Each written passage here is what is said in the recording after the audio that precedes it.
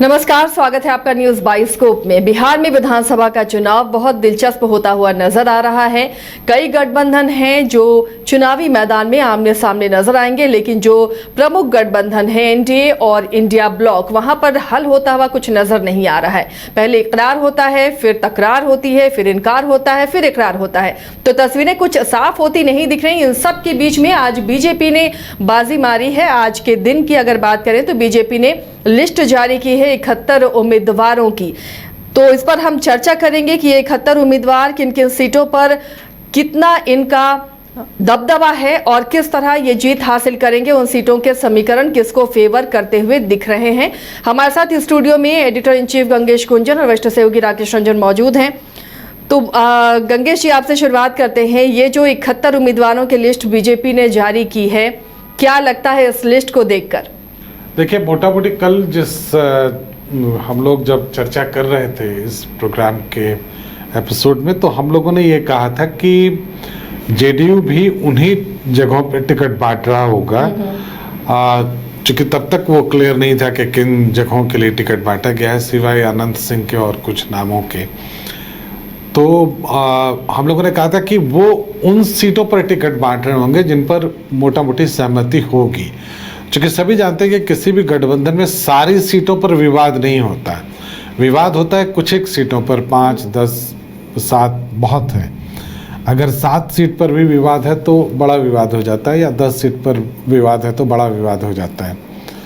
तो इन सीटों पर अगर विवाद नहीं, जिन सीटों पर विवाद नहीं है, उसमें कैंडिडेट्स को डिलेमा में रखने से अच्छा उन लोगों ने ये सोचा कि उन जगहों पर जहाँ पर सहमति है उन जगहों पर टिकट बांट दिया जाए। इसमें बीजेपी ने थोड़ी होशियारी दिखाई है, क्योंकि उनको मालूम है कि गठबंधन में जो स्थिति है उसमें इन सीटों पर कोई बवाल नहीं होना, विवाद नहीं होना है।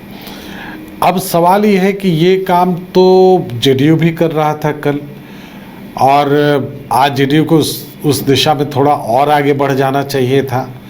तो ये अब इस पर जब एसके राजीव हमसे जुड़ेंगे या हम लोगों से जुड़ेंगे तो हम उनसे भी बात करेंगे कि क्या जेडीयू ने, चूँकि दोनों की सीटें लगभग बराबर हैं, तो क्या जेडीयू ने भी जेडीयू ने अब तक कितनी सीटों पर टिकट बांटे हैं और वो लगभग बराबर हैं क्या, ये देखने वाली बात होगी। क्योंकि जेडीयू अगर कम सीटों पर बंटवारा करता है या रुक जाता है तो फिर वेट करना पड़ेगा, आपको ये देखना पड़ेगा, इसका पॉलिटिकल एसेस करना पड़ेगा पॉलिटिकली कि ऐसा क्यों किया गया।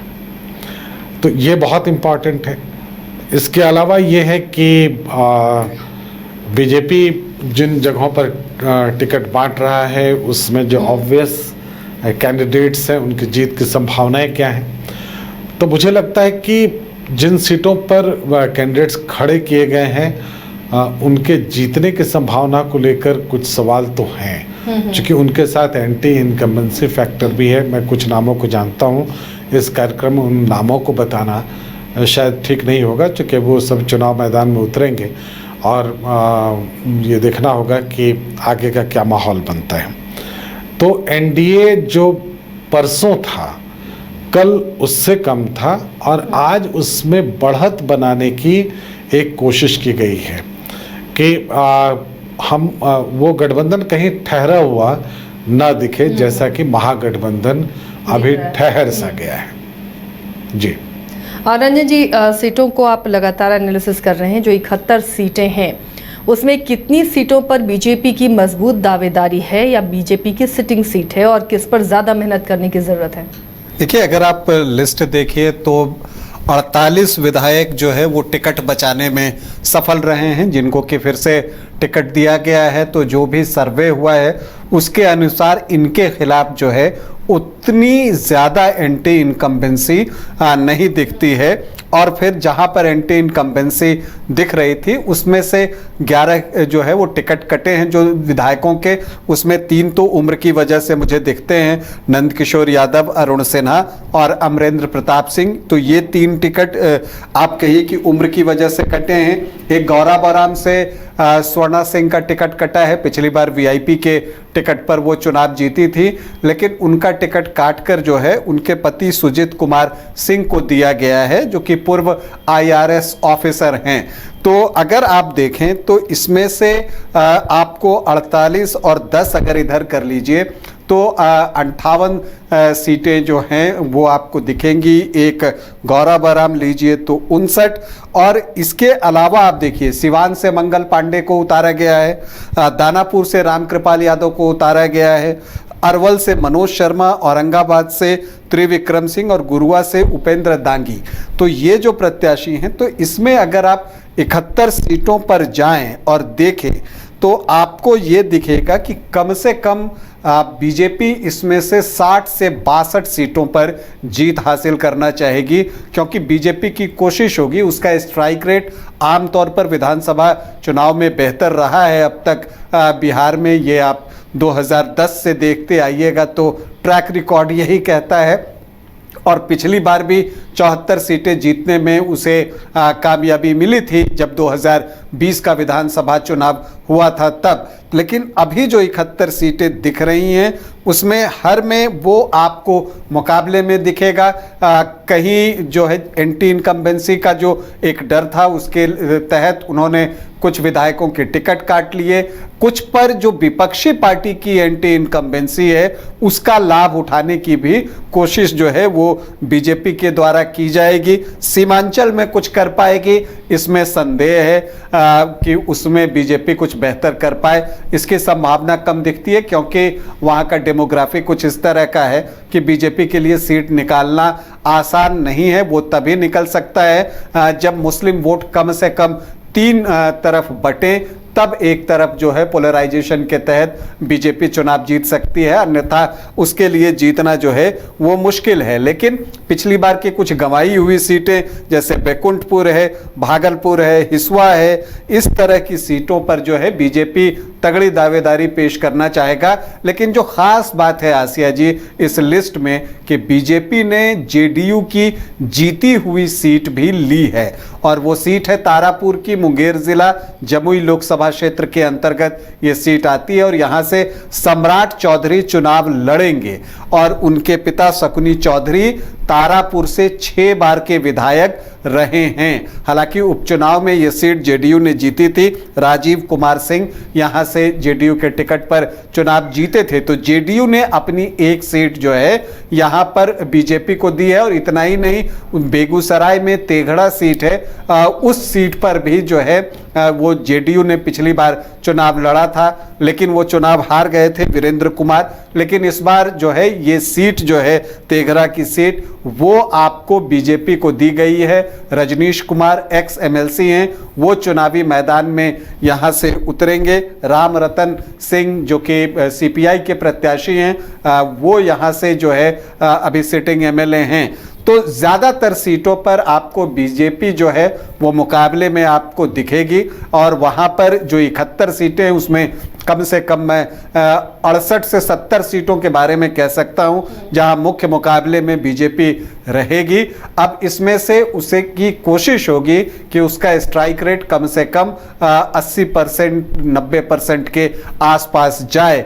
तो जो संभावना है कि वो 60 से 62 सीट के आसपास टारगेट करके पहले फेज में जो उसने अभी 71 लिस्ट जारी की है उसकी तरफ वो देखने की कोशिश करेगा। एक मैसेज भी है इसके ज़रिए, क्योंकि देखिए इस बार जो कुशवाहा और भूमिहार वोटर्स पर जो है आरजेडी की नज़र है, लेकिन जो पहली लिस्ट आई है उसमें बीजेपी ने 11 भूमिहार कैंडिडेट को चुनावी मैदान में उतारा है। इसके अलावा 15 राजपूत हैं।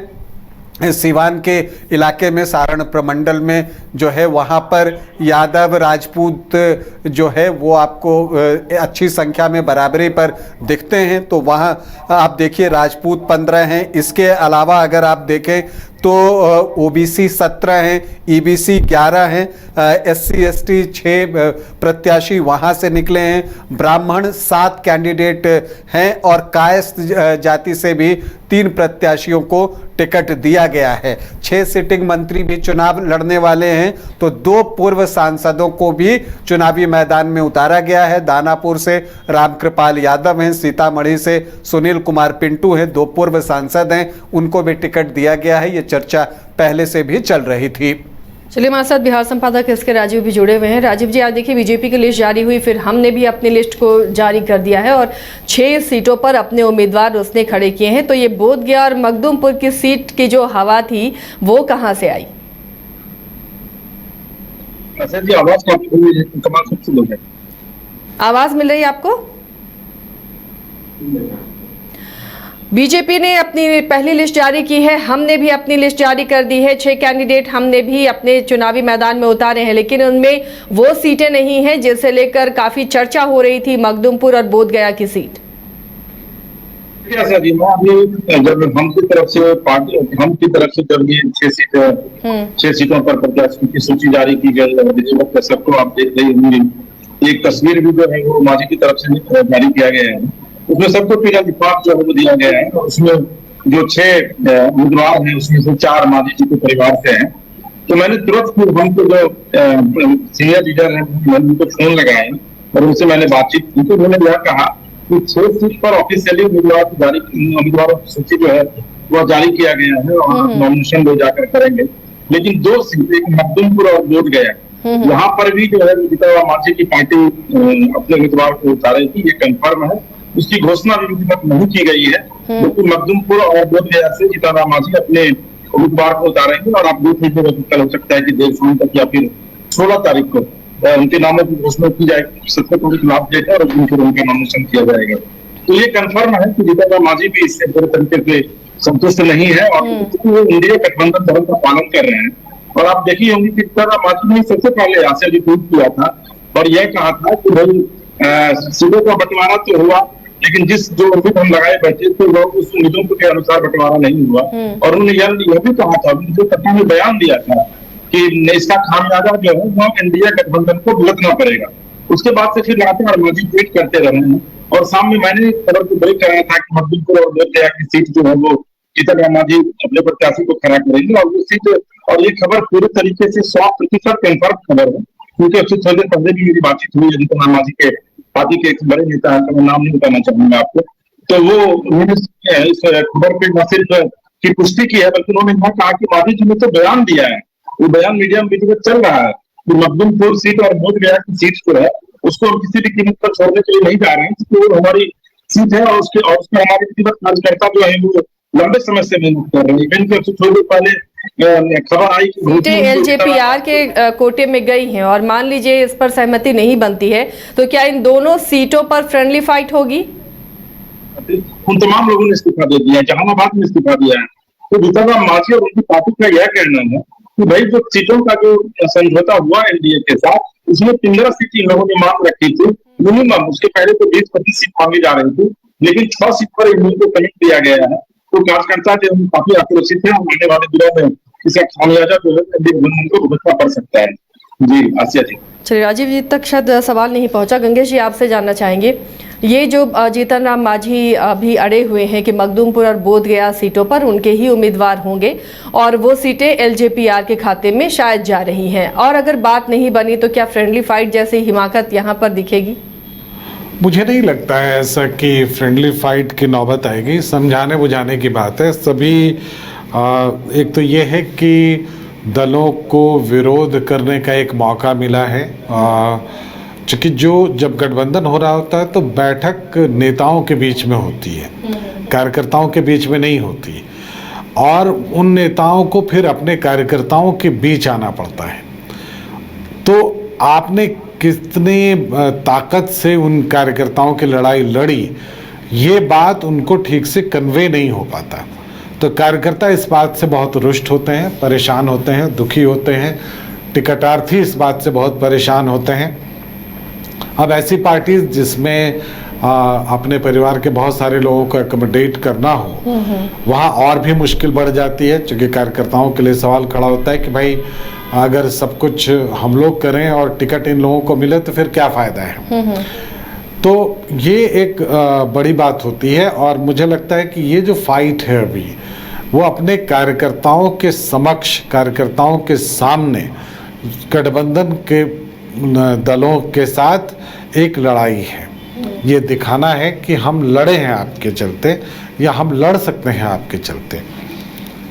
लेकिन मुझे नहीं लगता कि ये जीतन राम मांझी नाखुश हो सकते हैं, लेकिन नाराज इस कदर नहीं होंगे कि दूर हो जाएं।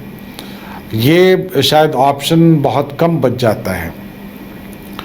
तो वही आपको कुशवाहा जी की पार्टी, उपेंद्र कुशवाहा की पार्टी के साथ भी है, वो नाराज जिस भी लेवल पे हों, लेकिन शायद गठबंधन से बाहर जाने की स्थिति में नहीं है। और एक दिलचस्प बात है, वो चाहे जेडीयू हो या उपेंद्र कुशवाहा हो या जीतन राम मांझी हो, ये तीनों ही दल अलग अलग दूसरे गठबंधन में जाकर भी अपना भाग्य आजमा चुके हैं, और वहाँ उनको जो सफलता मिली है, एक जेडीयू को आप छोड़ दें, जेडीयू और आरजेडी जब एक बार मिलकर लड़े थे तब वो कहानी अलग थी, लेकिन आम तौर पे जो उसका रिजल्ट आया है वो बहुत अच्छा इन लोगों के लिए आया नहीं है।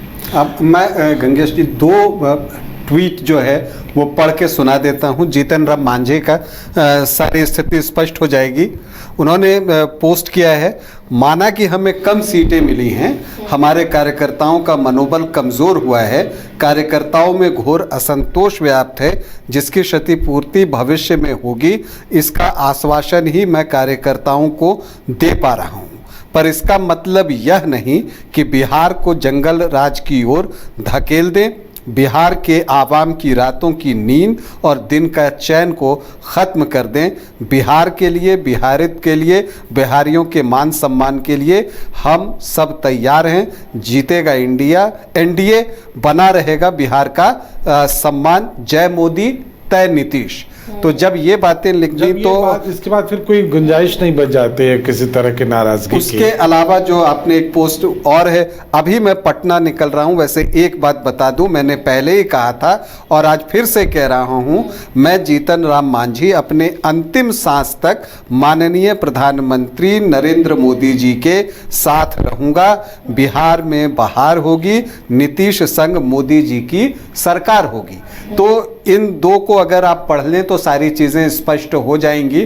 जहां तक जो लेकिन अब जो इसके राजीव कर रहे हैं वो भी एक पक्ष है रंजन। वो पक्ष क्या है मैं समझाता हूं इस तरह से।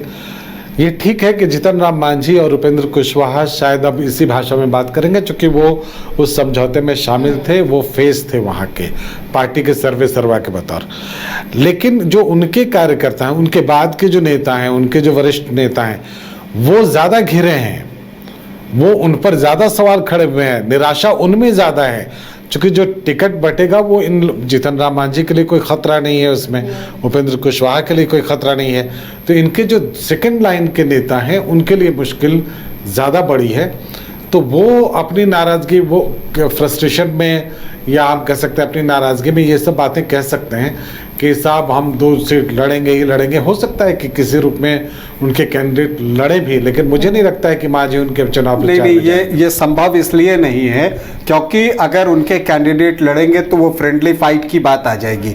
इसलिए पार्टी के टिकट पर तो चुनाव लड़ नहीं सकते, और स्वतंत्र रूप से तो चुनाव लड़ने के लिए हर कोई तैयार है, और उसकी चर्चा करने का कोई मतलब मेरे कहने का मतलब यह है कि अगर पार्टी उस तरह से लड़ेगी, अगर 2 कैंडिडेट्स इनके लड़ेंगे 2 ये में, तो उसमें चाहते हुए भी मांझी उनके चुनाव प्रचार में नहीं जा सकेंगे। और जो 6 की लिस्ट आप देखिए, उसमें एक तो पुत्रवधू दीपा कुमारी इमामगंज से अभी सिटिंग एमएलए हैं, उनके लिए टिकट है, और बाराचट्टी से समधन ज्योति देवी हैं, उनको उन्होंने टिकट दिया है।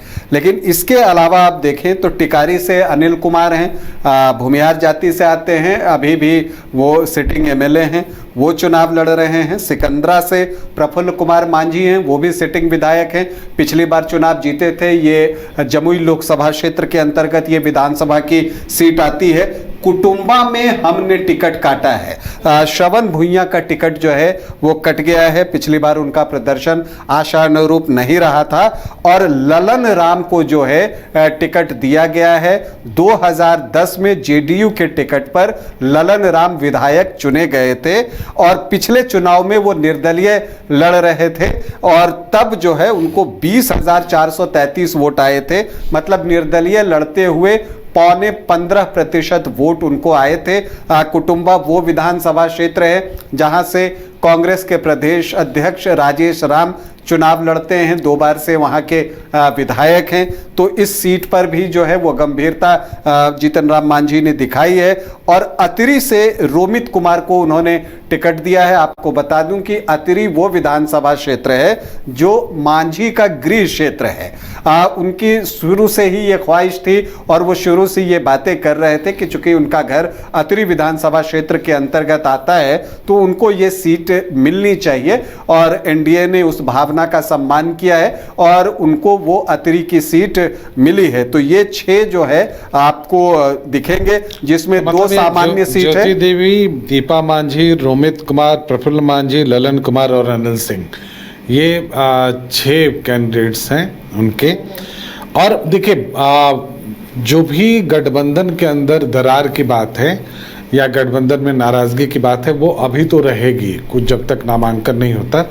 नामांकन के बाद चीज़ें नॉर्मल हो जाएंगी क्योंकि विरोध का स्तर वो नहीं दिखता है जो कि इस लेवल पर पहुंच जाए जिससे लगे कि दिक्कत हो सकती है। विरोध के जो अंदरूनी जानकारी है इसके राजीव उसको कंफर्म करेंगे कि जेडीयू बहुत नाराज है, नीतीश कुमार खास करके मुख्यमंत्री बहुत नाराज हैं और आज दोपहर तक में बड़ी गंभीर बैठकें हुई हैं इस गठबंधन में मिली सीटों को लेकर। तो इसके राजू बताएंगे इसके बारे में। राजू, क्या जानकारी है इसको लेके? नहीं, देखिए दरअसल में जिंदगी से नाराजगी इस लेवल पे है कि आप नजर लगे कि अमित शाह जी को पटना नहीं कर रहा है।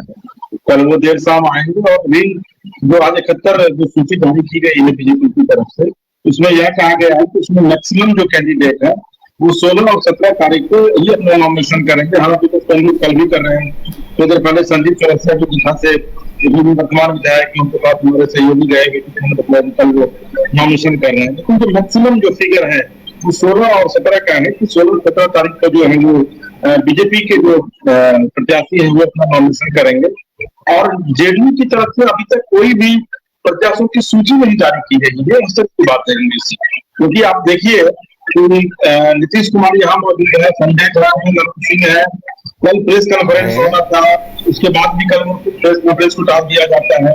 फिर अचानक एक खबर होती है कि नीतीश कुमार जो है वो संघर्षा की सीट को नहीं छोड़ेंगे क्योंकि संघर्षा की सीट चिराग पासवान को दिया गया था। लेकिन अचानक 9 बजे रात में सीएम हाउस में रतन सागर को बुलाया जाता है और उनको जेडीयू का सिंबल दे दिया जाता है। और उसके बाद ये बातें मीडिया में आती हैं कि भाई नीतीश कुमार जो है वो काफी नाराज चल रहे हैं। अब देखिए आज सुबह से लगातार जो राजधानी पटना की तस्वीरें बदलती रही है राज्य की गलियारों में, वो यह है कि एक तरफ बीजेपी के कई बड़े नेता आने वाले थे। एक कार्यक्रम था यहाँ के होटल में, उसमें कई बड़े नेता उस कार्यक्रम में नहीं पहुंचते हैं। अचानक एक खबर आती है कि भाई गोपाल मंडल जो कि नीतीश कुमार के जमाने में काफी करीबी माने जाते थे, वो सीएम हाउस के बाहर प्रदर्शन कर रहे हैं, धरना पर बैठ गए हैं। मैं भी वहां दौड़े घूमने गया तो देखा कि भारी भीड़ है सीएम हाउस के सामने। और गोपाल मंडल सहित कई लोगों की टिकट इस बार नहीं मिला।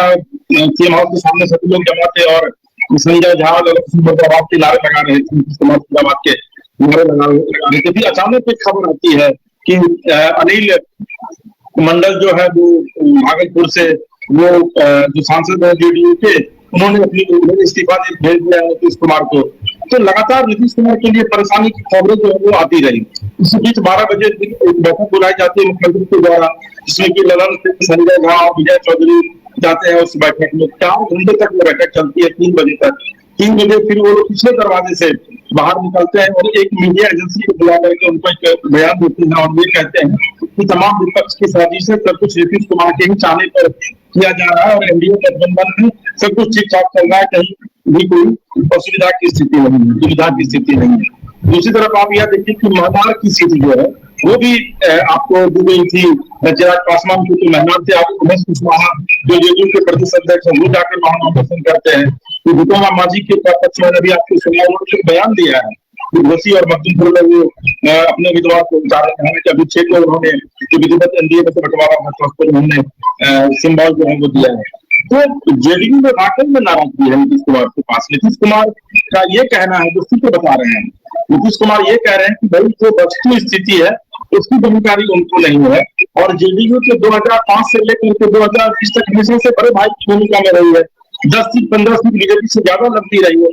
फिर इस बार ऐसी क्या स्थिति हो गई कि जेडीयू और बीजेपी से एक समान सीट पर लड़ रही है। एक और जानकारी मिल रही है कांग्रेस से कि 101 सीट पर से बीजेपी के लड़ने की बात थी, उसको हटा करके 100 ये लोग कर रहे हैं। अधिकतर जारी की गई है और 29 जो है फिर जारी की जाएगी और 101 सीट जेडीयू को दिया जाएगा और 1 सीट बीजेपी अपने कोटे में से जीतन राम मांझी को दे रही है। और चिराग पासवान के पास जो 29 सीटें हैं इसमें से 1 सीट चिराग पासवान जो है इंद्र कुशवाहा को दे रहे हैं।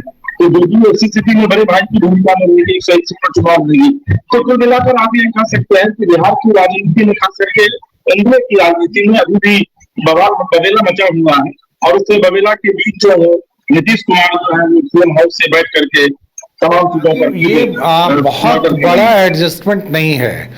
अगर आपके सोर्स सही बता रहे हैं तब भी सीट एक सीट कम करने की बात है, तो ये मुझे नहीं लगता है कि बहुत बड़ा इशू होने वाला है।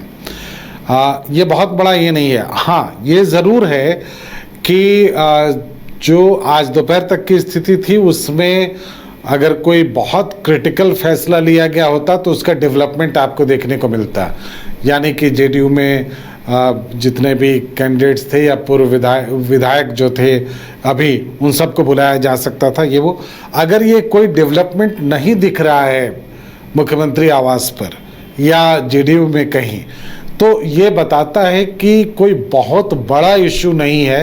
ये ज़रूर है कि एक एडजस्टमेंट का दौर, शायद जिसको कहते हैं कोर्स ऑफ करेक्शन, तो कोर्स ऑफ करेक्शन के दौर में एक बार शायद गठबंधन की सीटों पर चर्चा हो, लेकिन इसमें करेक्शन होगा या नहीं मुझे अभी भी उसमें डाउट है, क्योंकि इस डील को फाइनल, इस पर बातचीत करने के लिए जो चेहरा सामने आ रहा है वो अमित शाह का है और अमित शाह आम तौर पर इस तरह की चीज़ों में एक बार लिए गए फैसले में जल्दी बदलाव नहीं करते हैं। ये और अगर बीजेपी और जेडीयू में कोई परेशानी होती तो आप समझिए कि जेडीयू की 2 सीटें जिसमें कि एक जीती हुई सीट है वो बीजेपी ने अनाउंस कर दी, तो बिना बातचीत के ये नहीं हो सकता। मतलब कि बीजेपी और जेडीयू के बीच मुझे कहीं कोई विवाद नहीं दिखता। ये बातें मैं कल भी लगातार कह रहा था कि बीजेपी और जेडीयू में किसी बात पर जो है कोई रिफ्ट नहीं है, उनके बीच जो है सारे मामले जो हैं वो सुलझे हुए हैं। हाँ, एलजेपीआर के साथ मामला है, ये मैं कल भी कह रहा था, और वो सीटों पर है। मतलब कि किस सीट पर कौन लड़ेगा, संख्या के लिहाज से कहीं कोई कंफ्यूजन किसी को नहीं है। चलिए, अब हम लोग काफी चर्चा एनडीए पे कर चुके हैं, अब एक बार महागठबंधन पर भी चर्चा में आ जाएं। आज दिल्ली में बैठक चल रही है कांग्रेस चुनाव समिति की, और उस बैठक में क्या चीजें तय हो रही हैं? क्या आरजेडी और कांग्रेस के बीच सब कुछ ठीक ठाक चल रहा है?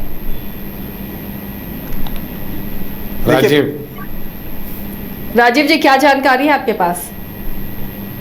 हमारे पास जो जानकारी है उसके मुताबिक तो हमने खबर भी कुछ पहले अपडेट किया था, तो उसमें कांग्रेस के जो बिहार के नेता हैं मदन मोहन झा हैं, शकील अहमद हैं, राजेश राम हैं, कृष्ण अल्लाह बरूची हैं, ये तमाम लोग वहाँ बैठक में मौजूद हैं। और राहुल गांधी जो है वो वीडियो कॉन्फ्रेंसिंग के माध्यम से जो है वो बैठक में जुड़े हैं और बिहार में सीट की जो है वो रूपरेखा तय की जा रही है। और इसलिए एक आपको और बड़ी खबर देखिए, आप श्योर हैं कि वीडियो कॉन्फ्रेंसिंग के जरिए राहुल गांधी जुड़े हैं? सीटों की सूची जो है वो जारी कर दी गई है बिहार में। ये इस वक्त की बड़ी खबर है कि वाम गठबंधन के द्वारा जो है वो सीटों की सूची जो है वो जारी कर दी गई है। हालांकि फिर इसे हटा लिया गया। क्या सूची में कुछ उलटफेर करना है या फिर गठबंधन में वाकई सीट शेयरिंग नहीं हो पाई है तय? नहीं, देखिए अभी ये क्लियर हो गया है, कांग्रेस जो है वो 70 चुनाव लड़ने की तैयारी में है। आवाज मिल रही है आपको? जी। देखिए कांग्रेस जो है वो 70 सीट में चुनाव लड़ने की तैयारी में है और बैठक अभी कांग्रेस मुख्यालय में जो है वो दिल्ली में अभी बैठक चल रही है। और जैसे मैंने आपको बताया कि बैठक में ये तमाम लोग जो है वहां पर वो मौजूद है और इस बीच में वाम दल जो है वो सूची जारी कर दिया है और सुशांत सिंह राजपूत की बहन को दीघा से अपना प्रत्याशी जो है वो बनाया है। तो ये एक बड़ी खबर जो है वो अभी इस वक्त आ रही है कि सुशांत सिंह राजपूत की जो बड़ी बहन है उनको जो है वो दीघा से माले की तरफ से जो है वो विधिवत उम्मीदवार जो है वो बनाया गया है। तो सूचना जारी की जा रही है। तेजस्वी यादव अभी भी दिल्ली में मौजूद है, वो पटना में है नहीं, लेकिन कांग्रेस की जो इंटरनल बैठक है उस बैठक के बाद ही ये तय हो पाएगा कि वाकई में ये लोग अब 7 चुनाव लड़ रहे हैं या फिर अलग अलग चुनाव लड़ेंगे। क्योंकि देखिए आपकी घोषी में जो है वो राहुल शर्मा जो वो अभी आज से 3 दिन पहले उन्होंने आरजेडी की सदस्यता ली थी, लेकिन अचानक ये जानकारी मिली कि वाम दल के द्वारा जो है घोषी में अपने उम्मीदवार को खड़ा कर दिया गया है। यानी कि कहीं ना कहीं से जो राहुल शर्मा जी के आरजेडी की सदस्यता लिए थे और तेजस्वी यादव ने यह कहा था कि मैं आपको वहां से उम्मीदवार बनाऊंगा आरजेडी का, तो आपको वहां से उम्मीदवार बनेंगे नहीं। उनकी मानव की तरफ से वहां पर अपनी प्रत्याशी को विधिवत सिद्धा दे दिया गया है, उस सबक पर कल नॉमिनेशन भी करेंगे। तो गठबंधन में स्थिति जो है वो बहुत ही ज्यादा अच्छी नहीं है और यही वजह है कि अभी तक जो है सीटों का बंटवारा जो है वो नहीं हो पाया है। जी चलिए, तो बिहार है, अभी उथल पुथल मचा हुआ है, लेकिन इस बीच कुछ खबर झारखंड से भी आ रही है। तो बहुत बहुत शुक्रिया राजीव जी आपका, गंगेश जी और रंजन जी आप दोनों का बहुत बहुत शुक्रिया इस चर्चा में शामिल होने के लिए। बिहार में क्या क्या अपडेट होता रहेगा लगातार आप तक हम पहुंचाते रहेंगे, लेकिन फिलहाल आपको अब सीधे लिए चलेंगे झारखंड कैबिनेट ब्रीफिंग में।